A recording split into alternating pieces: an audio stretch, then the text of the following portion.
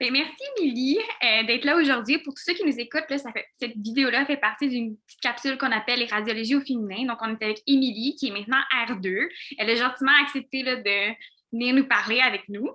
Donc, tout simplement, pour que les gens apprennent à te connaître, est-ce que tu peux nous parler un peu de ton cheminement, puis d'un peu t'es qui, toi, Émilie? Ben oui, ça va me faire plaisir.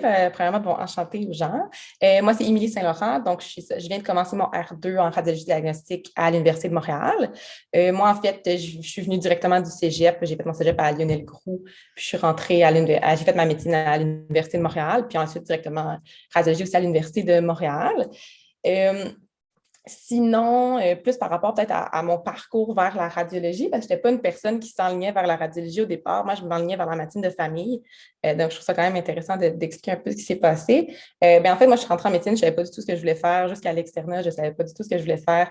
J'ai fait à peu près tout ce qui existe. Tu sais, j'ai fait des stages SAROS en médecine de famille, en chirurgie générale. J'ai fait de la recherche en cardiologie pédiatrique. J'ai présenté dans des contrats cardio. J'ai fait des stages de dermato, de med interne, de chirurgie orthopédique. Comme j'ai fait vraiment, j'avais le CV le plus disparate, je pense, qui existe.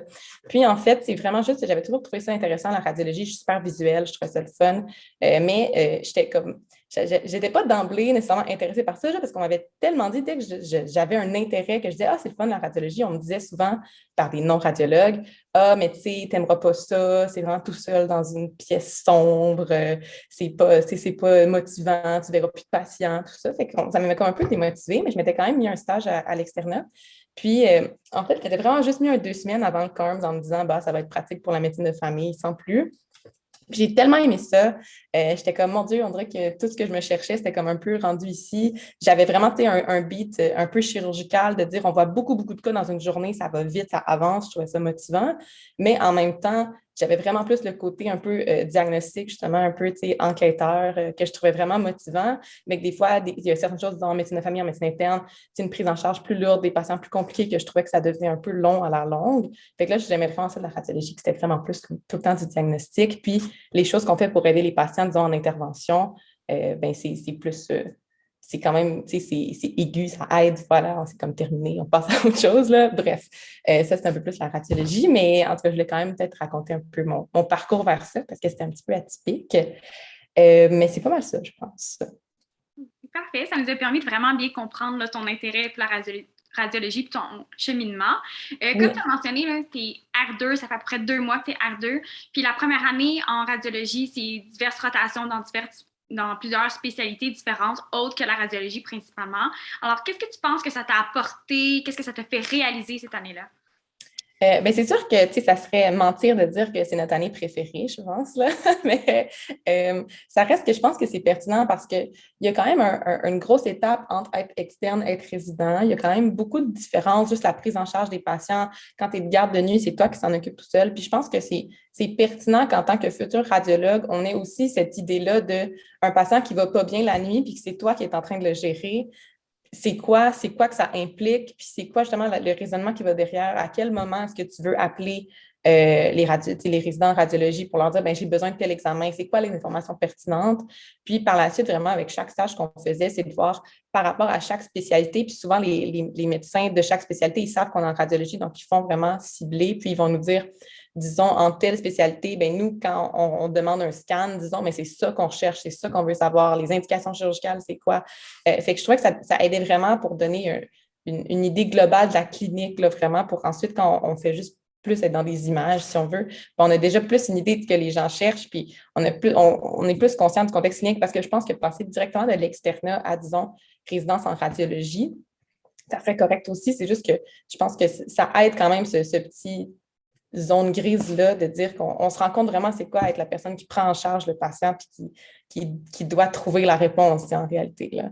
Mais c'est ça. Mais là, je pense que dans les prochaines années, ils vont peut-être la raccourcir un petit peu. Là. Je pense que c'est ça le but, qu'elle soit un petit peu moins longue. Mais c'est sûr qu'elle va tout le temps rester quand même pour faire un peu le pont entre devenir médecin, mais en radiologie. Voilà. C'est certain que tu n'as pas fait beaucoup de radiologie encore, mais tu as côtoyé plusieurs femmes, puis tu as vu un peu c'était quoi le milieu.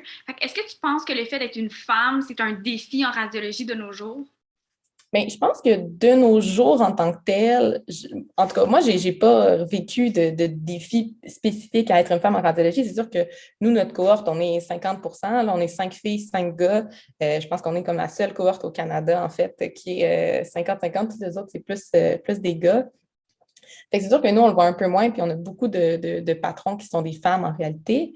Par contre, je pense que il y a pas si longtemps, clairement, ça faisait peut-être un peu une discordance, que fallait un peu prouver qu'on était, qu'on méritait d'être là aussi, parce que c'est sûr que la radiologie, ça reste que c'est un peu, je pense, plus typiquement masculin dans le sens où on parle beaucoup d'informatique, beaucoup de physique, qui sont parfois des sujets un peu plus stéréotypés masculins. Puis, je veux dire, je ne mentirais pas, je ne suis vraiment pas la plus calée en informatique non plus. Donc, euh, mais disons, dans notre cohorte, on a Éléine qui a un bac en informatique, il me semble, je ne veux pas m'abuser, mais et qui est excellente, là, je dirais. Elle est vraiment la référence pour ça. Donc, je pense que de nos jours, ce n'est plus un défi en tant que tel dans la radiologie, mais je pense que c'est un défi dans le sens où ça reste un stéréotype, que ce n'est pas une profession féminine, que c'est une profession un peu plus masculine. Donc, je pense que c'est un défi dans le sens où il y a beaucoup de filles peut-être qui ne vont pas se sentir d'emblée attirées vers ça parce qu'ils ont l'impression que c'est un milieu qui est plus masculin.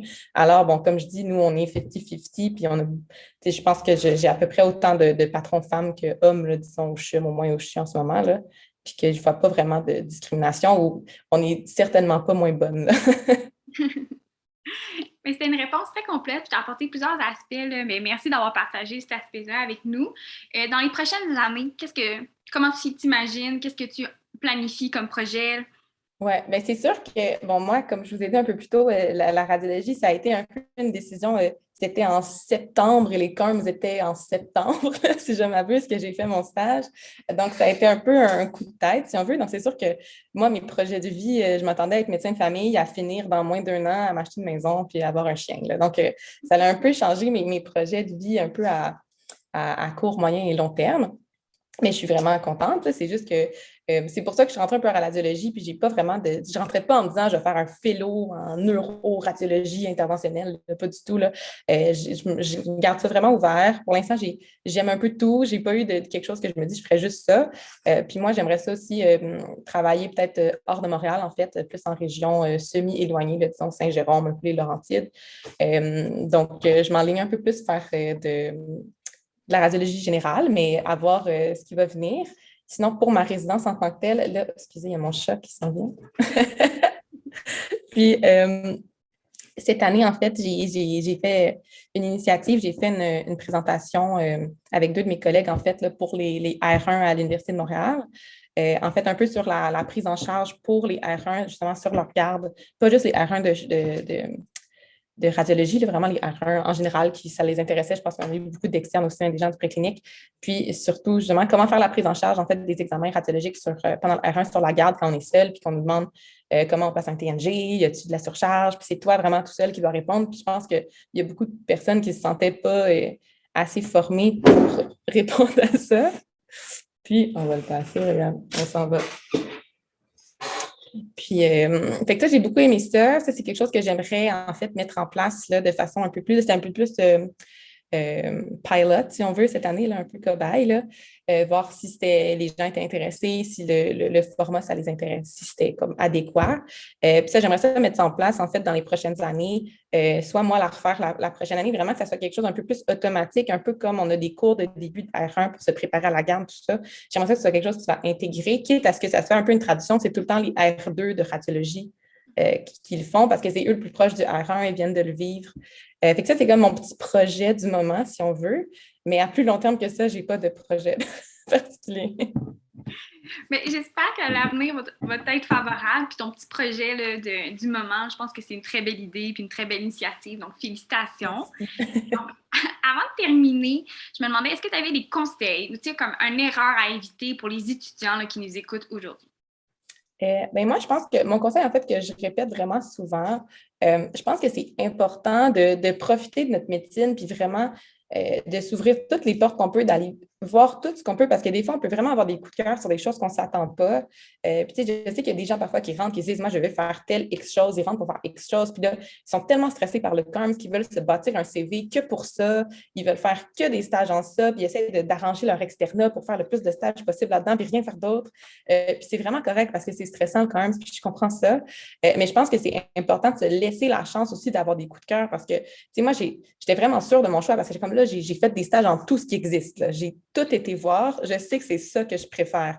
Versus de dire, ben moi, j'avais la conception que c'est ça que j'allais aimer, donc je ne fais que ça pour être sûre de rentrer, ce qui est correct aussi. Mais je pense qu'il faut se laisser le temps un peu de respirer puis de se dire, ben vraiment aller explorer puis pas trop de se laisser fermer sur quelque chose parce que ça reste qu'au final, je pense qu'un dossier, si on parle un peu plus calme, c'est un dossier complet. Ça n'a pas besoin d'être uniquement dans une spécialité. Tu sais, moi, j'avais quand même un dossier complet dans le sens où j'avais fait de la recherche, j'avais présenté dans un congrès, mais en cardiologie pédiatrique. J'avais fait des stages SAROS, mais en chirurgie générale à Rouyn-Noranda. J'avais plein d'implications, entre autres, bon, là, vous, avec la COVID, ça a été un peu moins le cas, mais bon, la pièce de théâtre, le défilé de mode. J'ai fait le cheerleading des Met Games qu'on m'a parlé à comme toutes mes entrevues. Fait que je pense que c'est important de diversifier son CV si possible. Si vous êtes stressé, vous préférez faire juste ça, puis vous savez c'est ça que vous aimez, go for it. Mais moi, j'essaie juste de dire aux gens, prenez le temps d'apprécier le fait que plus jamais dans votre vie, vous allez avoir la chance d'aller dans des salles d'opération d'ORL ou de quoi que ce soit. Puis prenez le temps d'aller vraiment prendre le pouls de chacune de ces spécialités-là pour un peu voir vraiment quel soulier vous va le mieux, là, en fait. Là. Puis de prendre ça relax, mais de savoir que la radiologie, c'est vraiment le fun, par contre. Puis qu'on peut, il n'y a pas de préjudice pour les femmes. C'est pas grave si vous ne comprenez pas la physique. Moi, je suis vraiment pas la pro de la physique et de l'informatique, puis ça va très bien quand même. Je pense que ça serait ça mes conseils. Mais merci beaucoup, Émilie. Je suis certaine que tu as inspiré plusieurs personnes là, avec la radiologie, puis avoir aidé certaines femmes peut-être à inspirer, là, ne pas avoir peur de cette spécialité-là. Donc, je te remercie beaucoup pour cette petite capsule vidéo.